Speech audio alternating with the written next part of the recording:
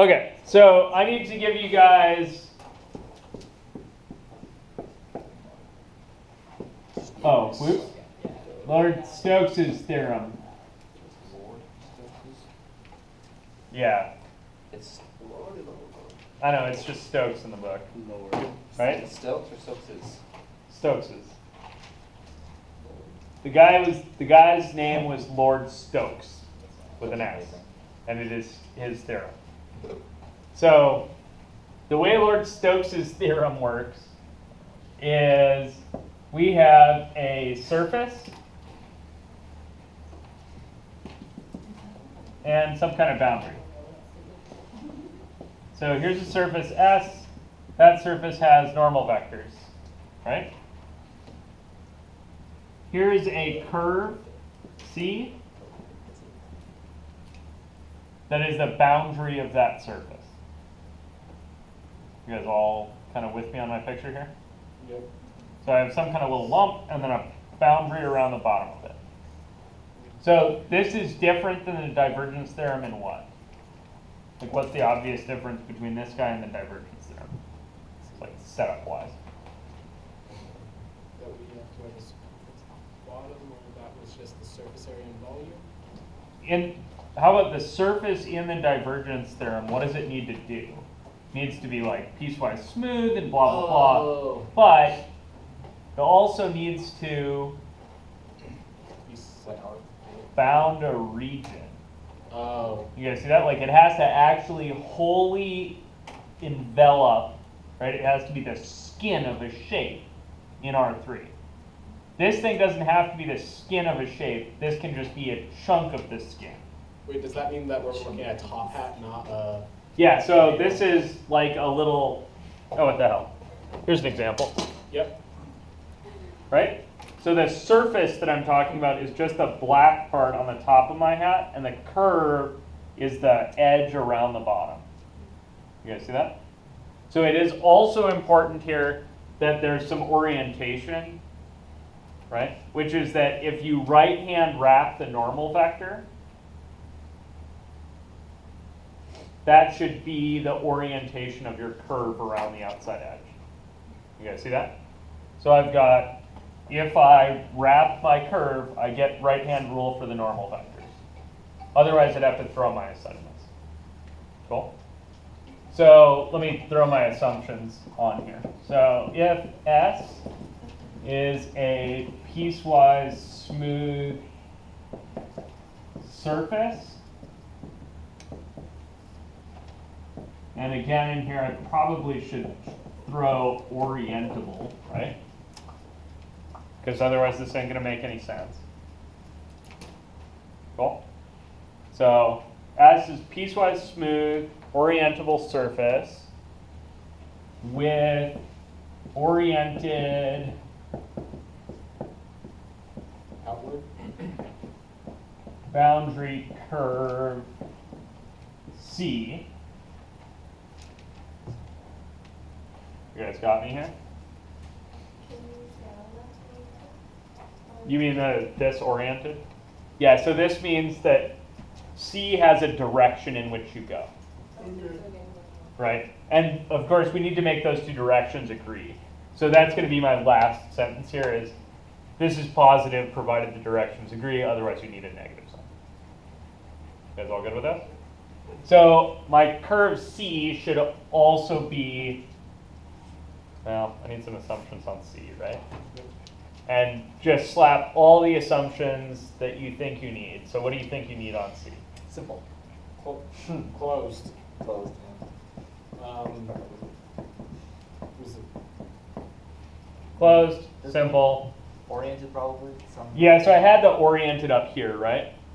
Curves are not traditionally referred to as orientable, right? You guys with me on that? But that's just because there's no two ways to do that, right? Like, if you have a curve and it's closed and simple, you can orient it. There's no non-orientable curves, basically. What else do you need here on your curve? Smooth. Yeah, at the very least, piecewise smooth. You guys all good with that? So because the surface is piecewise Yeah, you need them both. It is probably impossible to make a piecewise smooth surface that has a non-piecewise smooth boundary. What if it just has a hole on the very edge? It would technically be still one solid. Oh, so you're thinking, like I have a sphere, and then I punch a hole in my sphere? Well, no, because on the surface we're talking about, that's not a closed surface. So on the very edge, I can punch a hole because that's just like that is a hole in the surface. But if it was not a closed surface, then it'd just be like a little semicircle, kind of punched out, but not. It just takes a little bit out.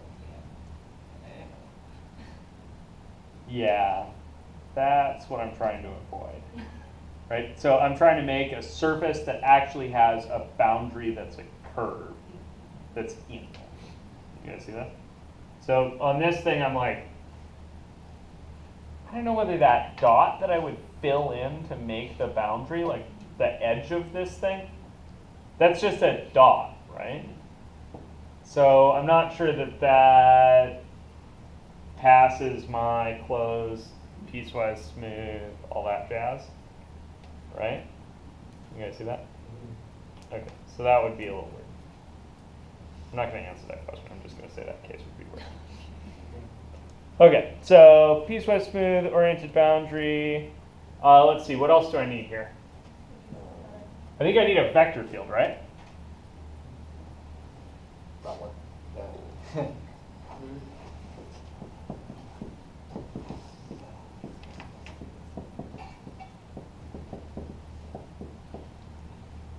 Okay, so I have to be a little careful because I don't want to have kind of horrible weirdness going on, right, with my vector field. So I need a vector field which is smooth on a slightly larger open set.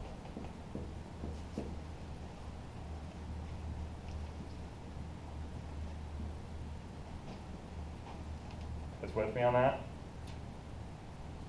In other words, your vector field can't have a whole bunch of problems with its partial derivatives,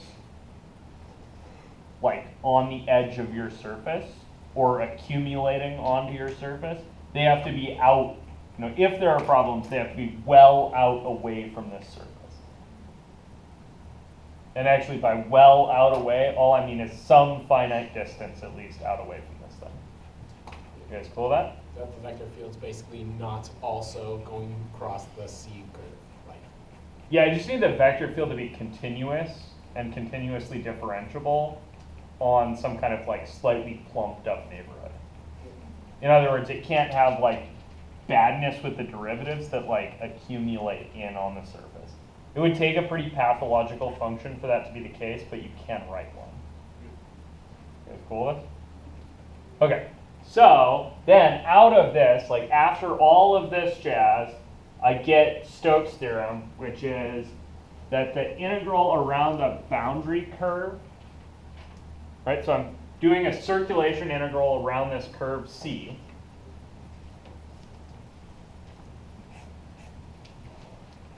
Good, with me on that? Okay. Of F dotted with D. What do I use for doing circulation integrals? R. R. Right, so this is a line integral. This is the work done by the vector field to get you around the curve C, right? You guys remember that? That's how much the vector field helps you to traverse this path C. Good, good? Is the integral over S. Okay, so now I'm going to add up over S. And I'm thinking about me walking along this curve, right? So I'm thinking like, okay, how much does the vector field help me go that way? what am I going to add up over S to figure out that answer?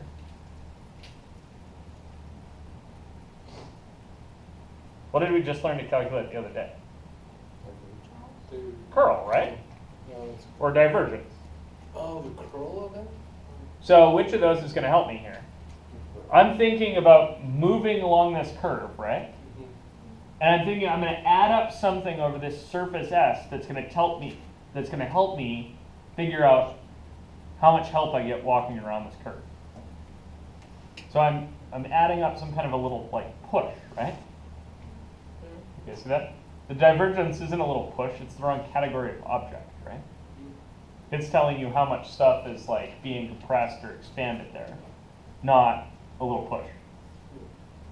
You see that? So what I'm going to add up is the curl of F. And how am I adding up the curl of F over a surface? What do I need? I need a D area as a vector. You guys all cool with this? So this is me saying that on my surface, there's a whole bunch of these little pinwheels, right?